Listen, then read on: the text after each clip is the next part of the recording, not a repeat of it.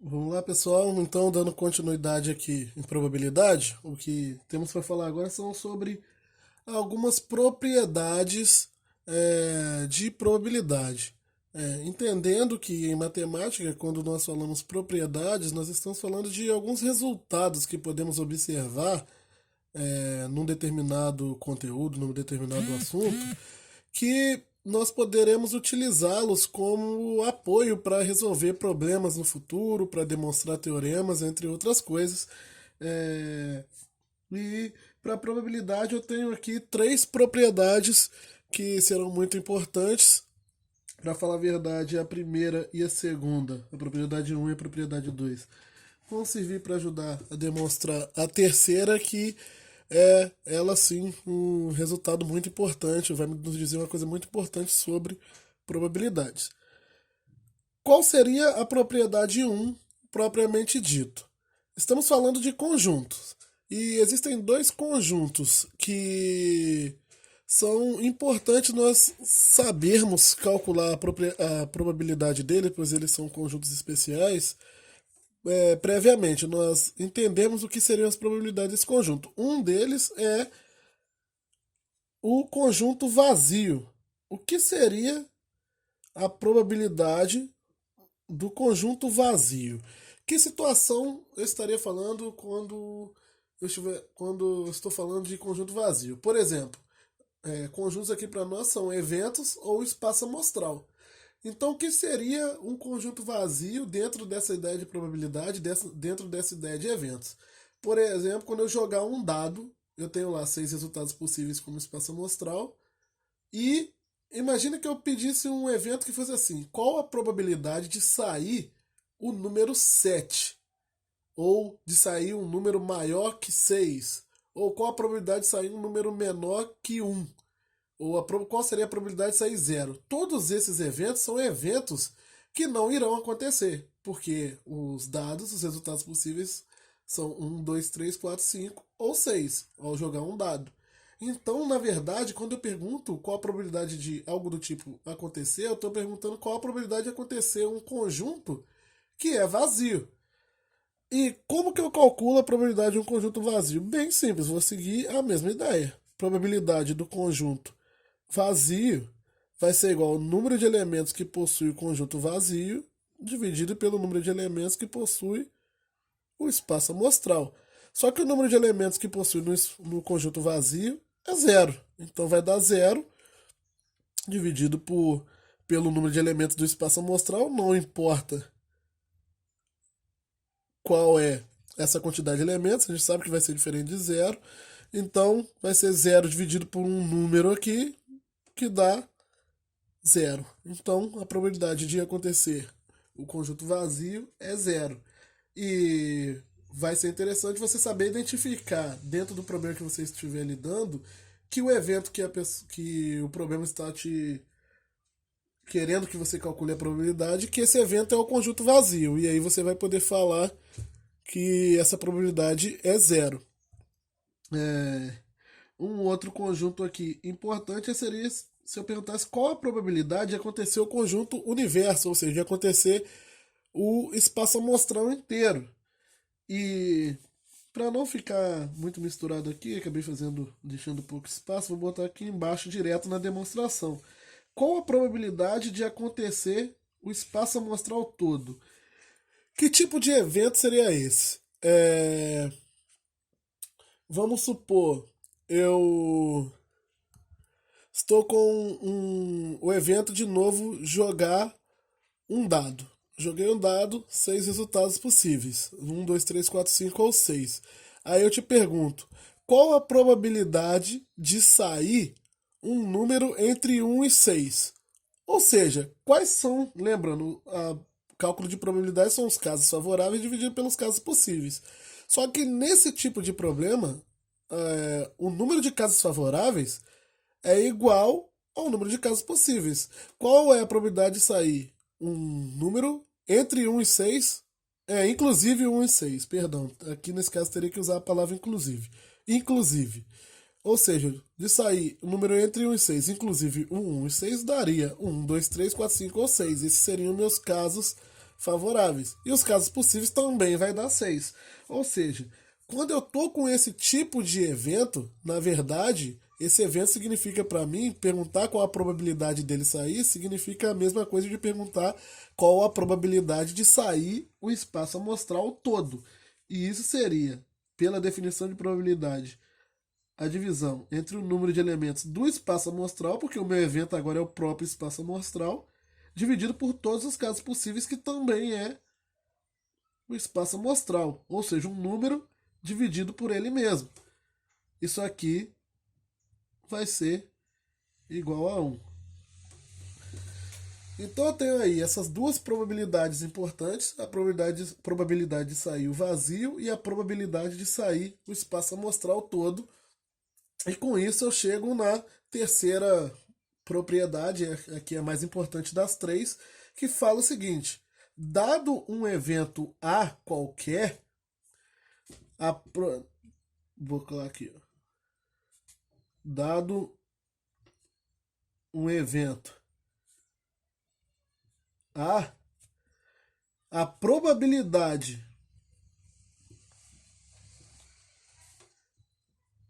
de acontecer A, ela tem que ser menor ou igual a 1 e maior ou igual a 0. O que significa isso? A probabilidade de qualquer evento acontecer, ou ela é 0, ou ela é 1, ou ela vai dar um número entre 0 e 1. A probabilidade de qualquer evento, ela tem que estar entre 0 e 1. Ela tem que ser maior ou igual a 0, menor ou igual a 1. Isso é facilmente demonstrado, matematicamente falando, que é o seguinte, ou melhor, a visão intuitiva. A visão intuitiva é a seguinte: o conjunto vazio, digamos que ele é um menor conjunto. Essa palavra nem poderia ser usada aqui dessa forma, mas vamos na visão intuitiva. O conjunto vazio é o menor conjunto que a gente possui. E o conjunto universo, dentro de um determinado experimento ali, de uma determinada situação que eu estou, ele é o conjunto com maior quantidade de elementos, ele é o maior conjunto.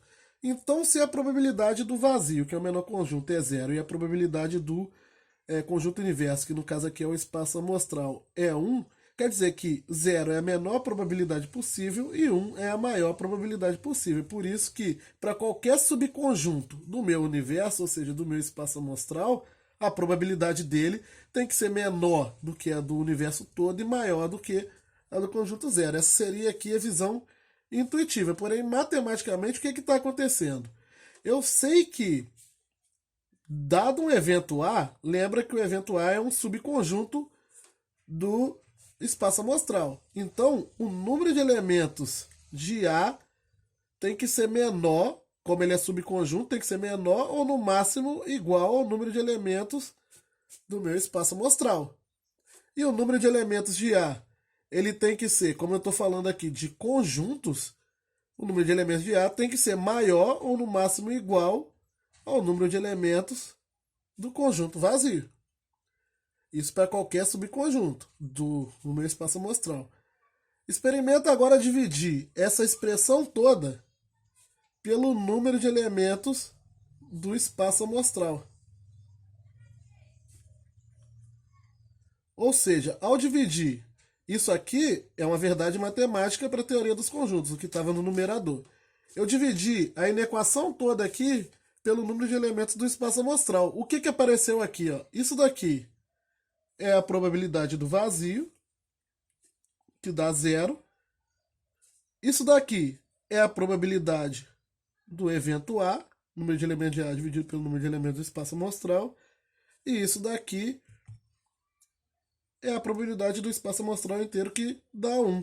Ou seja, para qualquer evento de um determinado experimento, a probabilidade dele acontecer tem que estar entre 0 e 1. Isso fala muito para a gente. Essa propriedade aqui vai nos ajudar muito lá na frente a decidir, por exemplo, se nós estamos calculando algo errado. Porque se você está calculando alguma determinada probabilidade e essa probabilidade está dando um número maior que 1 ou está dando um número menor que 0, alguma coisa você está fazendo de errado aí no seu problema, no seu cálculo, porque toda a probabilidade ela tem que estar entre 0 e 1 na hora que você calcular essa probabilidade.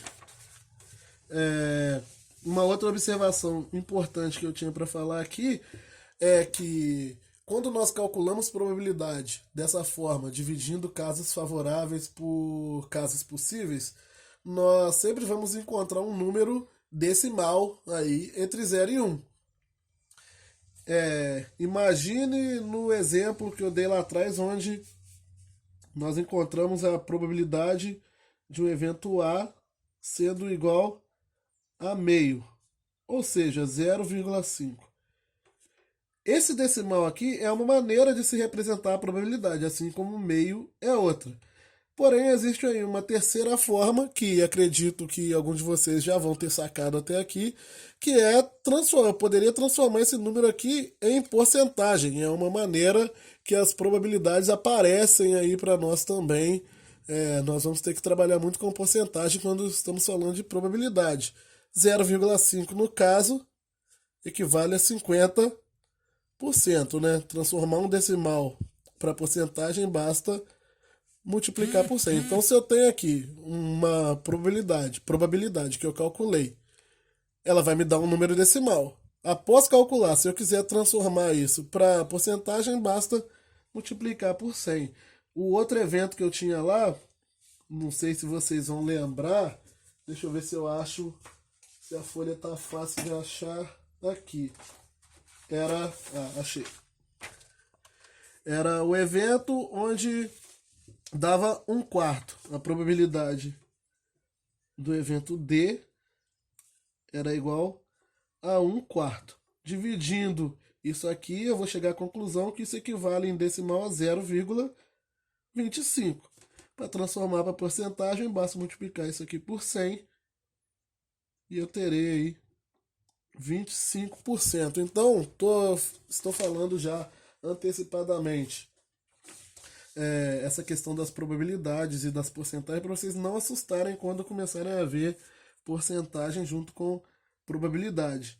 Por exemplo, a probabilidade do evento C aqui, que era de sair coroa, depois vocês revejam aí o exemplo. Ela dava 3/4, que equivale a 0,75 ou 75%. Ou seja, tem 75% de chance de sair coroa ao se lançar, de sair pelo menos uma coroa ao se lançar duas moedas. Existiam 25% de chance de sair dois números primos ao se lançar dois dados. No A era 50% de chance de sair um número primo ao se lançar um dado só. Seria essa a maneira de ler aqui essas determinadas situações. Ok?